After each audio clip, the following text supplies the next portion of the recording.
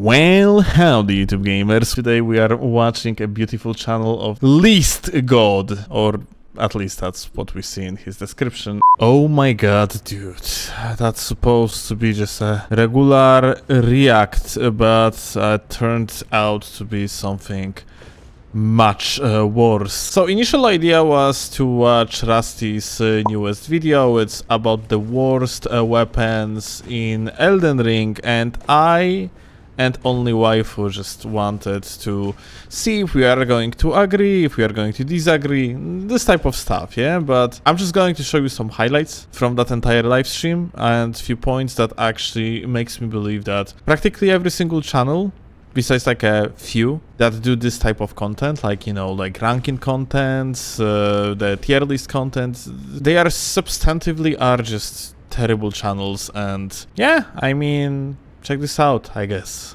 Have fun watching this roller coaster of emotions. Holy shit, this axe just pisses me off. This axe could have earned a spot on the front cover of a supermodel magazine had someone not used it to make a fucking sandwich. I have never seen a bigger waste of an S scaling in my entire career doing any of these lists. I can say with the utmost confidence, bravado, and finality, that heavy affinity has an S in scaling because that's what it needs to be worth a shit. And it still fails. Measured up against nearly every other Greataxe in the game, it comes up short. With 60s in every stat, 6 of this weapon's affinities appear at the bottom 10 when sorted by total AR. I don't care how light this weapon is. I could bicep curl 6 of these in each hand with number 13 wedged in between my balls and I'd still empty my pockets looking for something else. Number 18... Okay, wait. Let's get back to his damage comparisons. What are these supposed to be? So this S scaling is worse than what exactly? I need to see something real quick. I actually wonder if he is not measuring the AR while one-handing. According to what's written there, 639, I have here 80 strength, and my AR is actually 772. 100, it's 715. We have to figure out how the hell he is actually coming up with particular numbers. I don't understand those numbers. I don't understand what tool he's using. Or, I mean, I suppose it's how much AR he said 16 every stat, so apparently we just didn't hear. I'm going to change the 60. Attributes. We're gonna put 60. I put 69. Haha, funny number. Okay, I have 60 now, and it is indeed 639. Yeah, that's the number. So it is indeed 60, but dude, the entire point of using the heavy affinity is so you can use the weapon in two hands. When you're using the weapon in the two hands, you have the multiplier of 1.5, and because of that, the AR is 729. So let me get this. You have an A scaling in strength. You can go up to 99 for strength for a lot of base damage. You can infuse it with Ashes of War. You can buff it with consumables. And this is supposed to be the worst one? But dude, you know which will be the worst one then? The black one, Gargoyle Black Axe. Because you cannot infuse it with Ashes of War. You are stuck with Warcry, and the affinities are garbage. Look at the affinities. I want to point out something though. He is inflating damage of the kin affinity by a lot because... What do you mean? Because it has, if he has like strength and dexterity set at 60, if he's oh my God, if he's not mimicking builds separately for every infusion, then he's inflating these numbers. And dude, every single of his like conclusions based off the stats of the weapons are incorrect. Because he's not using two-handing on the like heavy affinity, he is inflating damage on, for an example, like stuff like occult infusions or like other elemental infusions, yeah? Because he is actually using 3 different stats on triple scaling affinities or double scaling affinities. And I bet that it didn't tick him off at any point that on these lists, the bleed ones were gonna be all over the top. My God. This is worse than I thought. This is really bad. Holy I didn't realize this because I didn't listen or I didn't pay attention when he said that he had 60 in every stat. It doesn't make any sense. Jesus Christ. Oh my god. This video substantively is fucking dog shit. Like, this is so bad, dude. Yeah, Like, I honestly, I think that's why he didn't take into consideration, say, Crystal Knife or Family Heads, because they have multi-scaling. So he just look at the number and say, oh, look, Family Heads, really good. yeah. That's big number. Jesus. It has triple scaling, so yeah, it's going has to triple have scaling. decent AR. Holy shit. Also, why he didn't look at the Magma Stick Candlestick. Also, why he didn't look at the Crystal Knife. And what others we have here. Let's continue with the video. I want to be done with it because I already know like most of the Frozen Needle. Oh, dude, holy shit! Like, yeah, but this one, sorry, to wrap up the axe, the Greataxe, the worst one is the Gargoyle Black Axe. He didn't think it's the worst because guess what? It has triple scaling. Oh my fucking god, this is unbelievable. Okay, let's continue. Let's be done with it. I am so pissed. Really bad, yeah. Bottom 10 when sorted by total AR. I don't care how light this weapon is. I could bicep curl 6 of these in each hand with number 13 wedged in between my balls and I'd still empty my pockets looking for something else. Number 18, the Pest's Glaive. It was a really close call between this and the Vulgar Militia Shotel, but upon giving this dilemma some further deliberation, the angrier I became at the special passive effect of this weapon. 2% non-physical damage negation.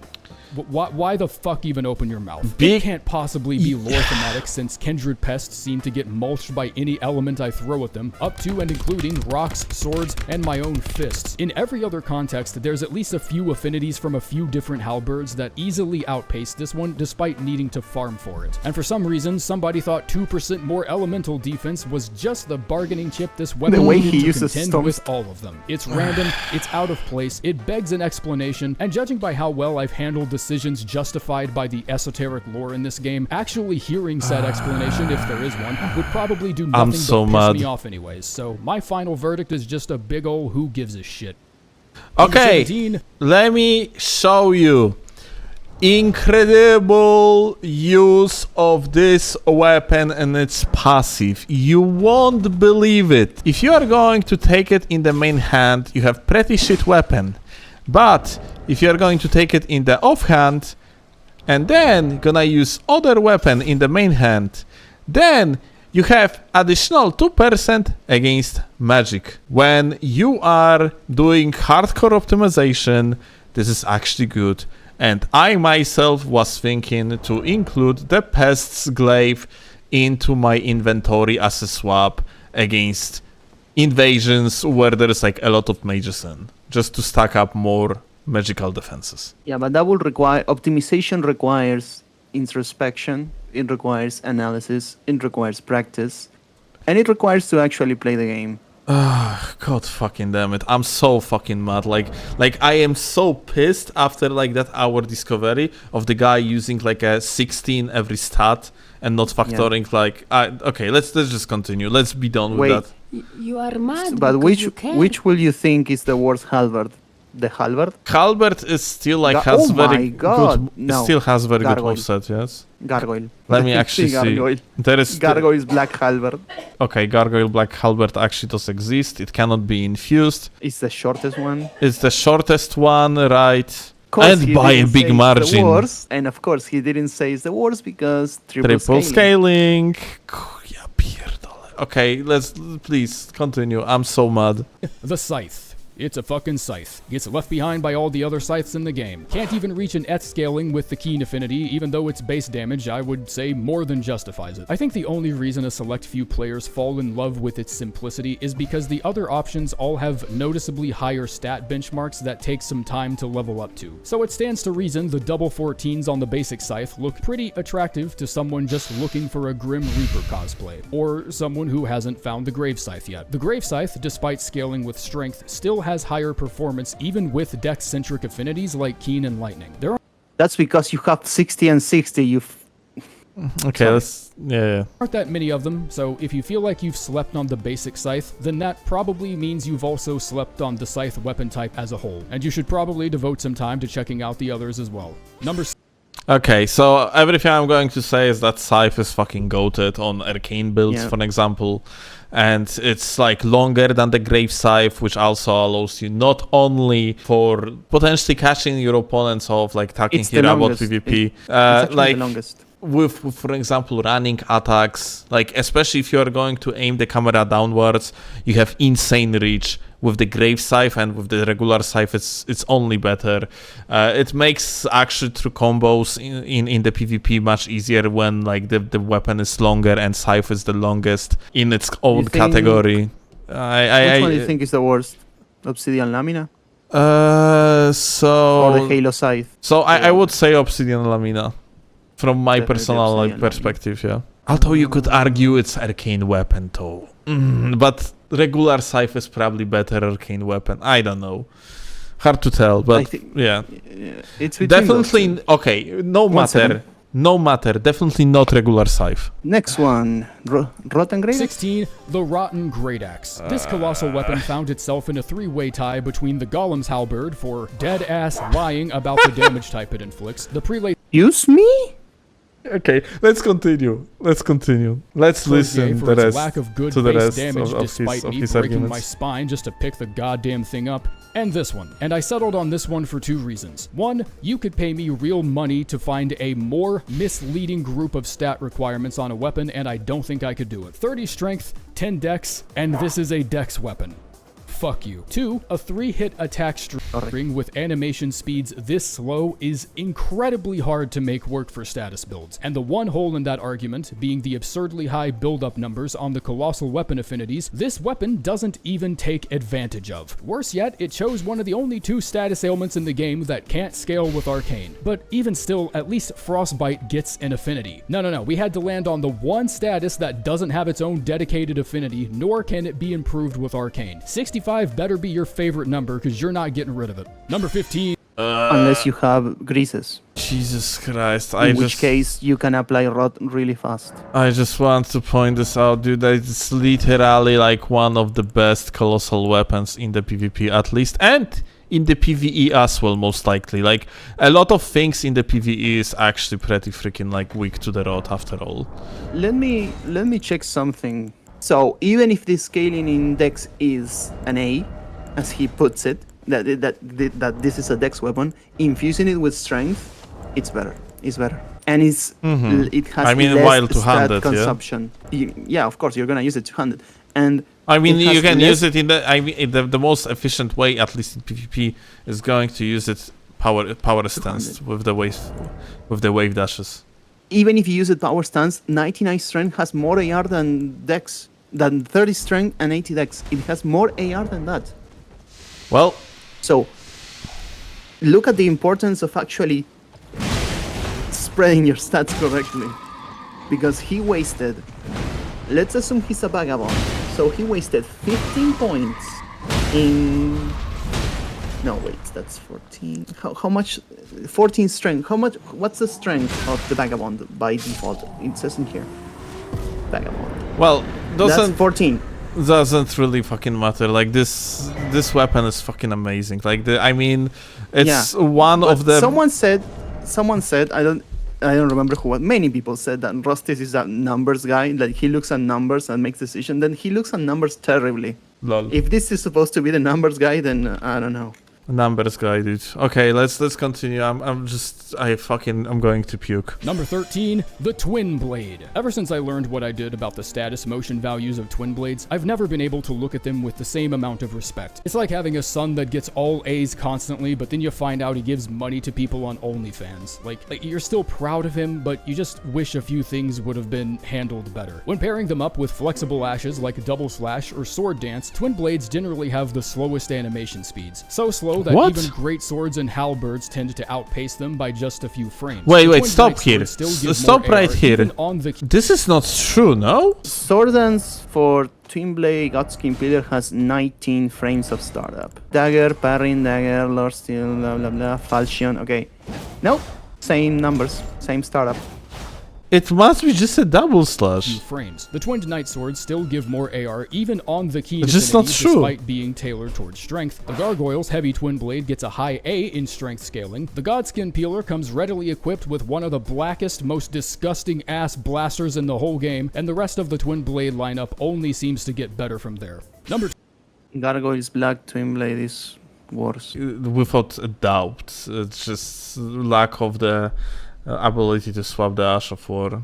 Just makes it so, like, it's to make actually Twinblade viable, like really decent, you need either a Flaming Strike. Okay, talking here from the perspective of the PvP, actually not sure about the PvE, but even in PvE, Twinblades are probably benefiting a lot out of the Bleed Infusion, which Gargoyle Blackblade just cannot provide.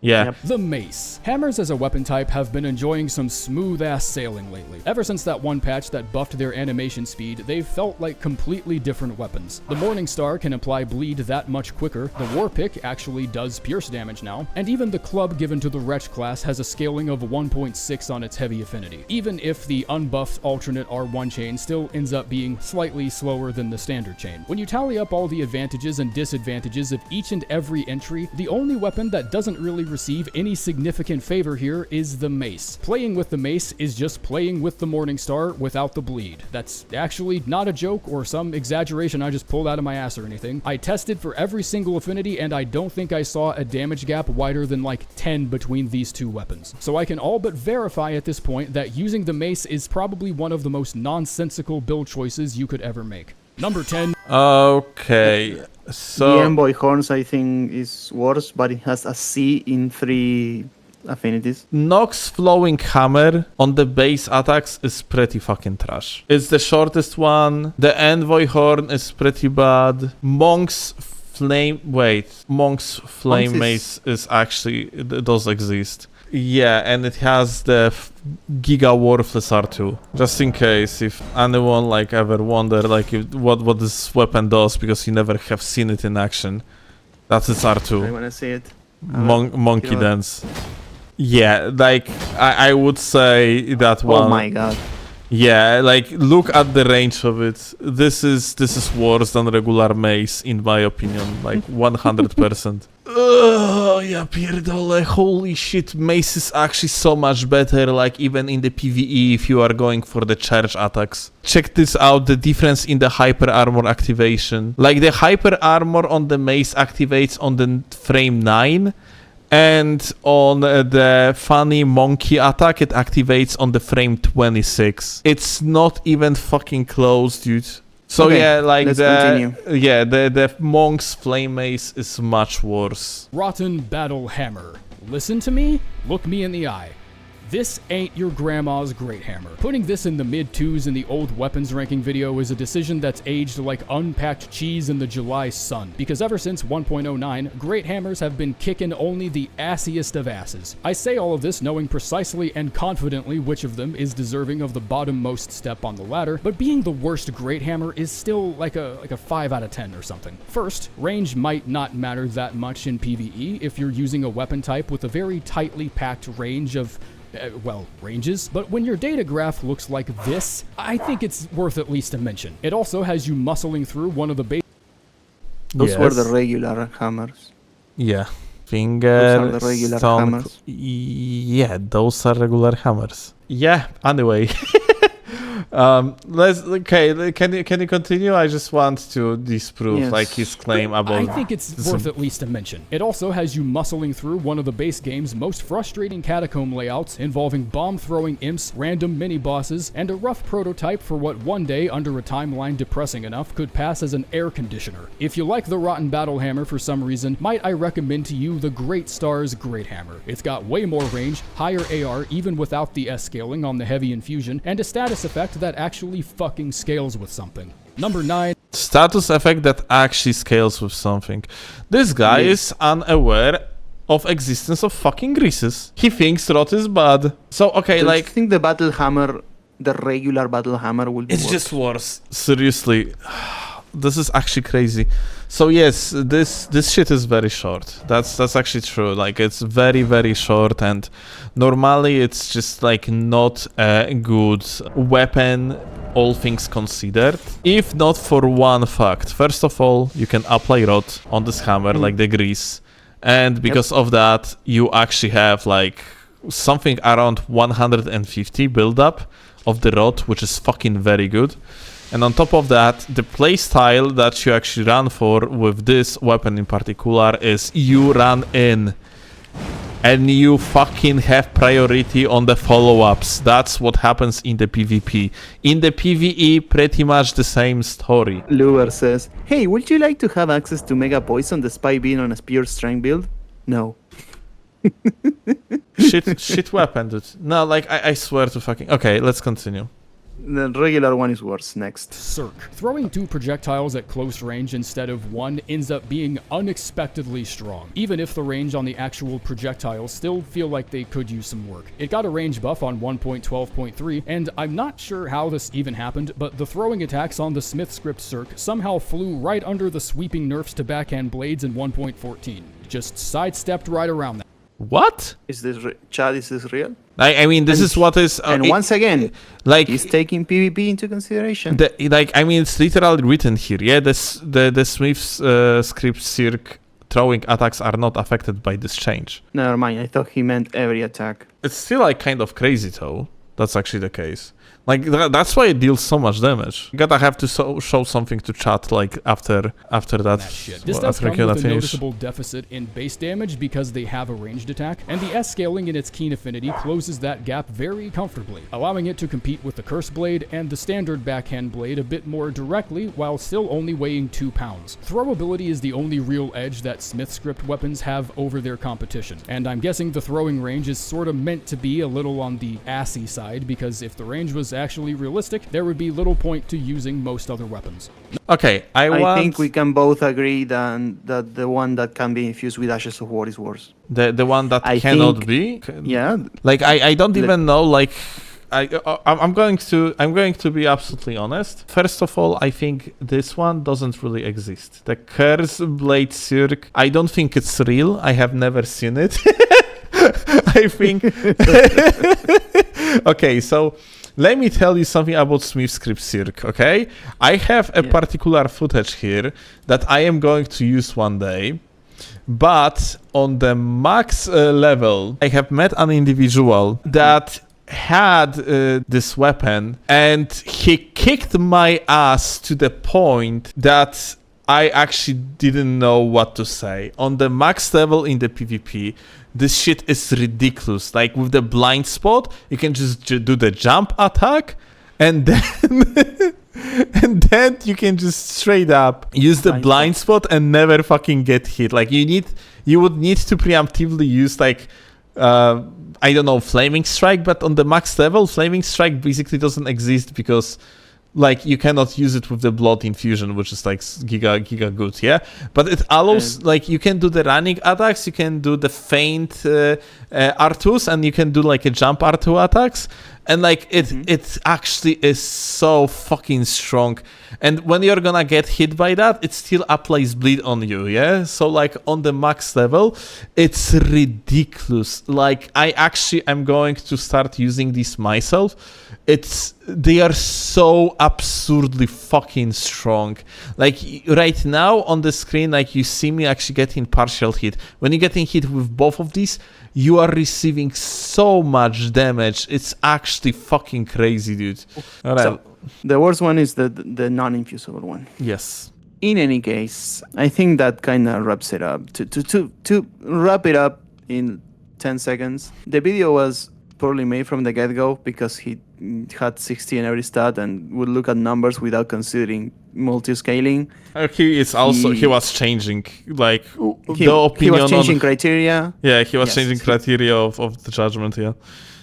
He was changing criteria. He made some really weird positionings on the overall list. Anyway, I think it will be more fleshed out in a video I'll make in the future. And again, I'm gonna try to make it as polite as possible. Giving credit where credit is due, it's very pretty video, and it's very well narrated video.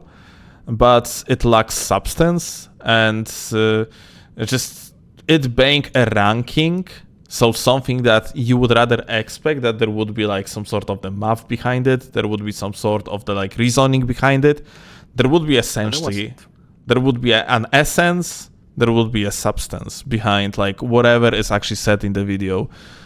And there was nothing of thing, that. Nothing of that. And one final thing I would say, you can say that the whole video is a meme and he's just trying to be funny, but he can be both funny and make an accurate list. So, if he is funny or not, I'm not going to comment on that. Personally, that's personal. That's very subjective. He made a few good jokes. Yeah, there was some punchlines that were good. That's for sure. But substantive part of the video was fucking god awful, and I thought you were gonna say subhuman for some reason. Jesus Christ. I would never use this type of word. Watch human. No. Like even when I am looking. Mm-hmm. Especially when you're fighting 3 laggards and you I would never get away with 2 HP. I would never. Anyway, it's super late for both of us. This video was quite a thing, a bit energy draining, what some people would say, and I think we should wrap it up. Well, that's about it. And in the words of Moist Critical, that's about it. See ya. See ya.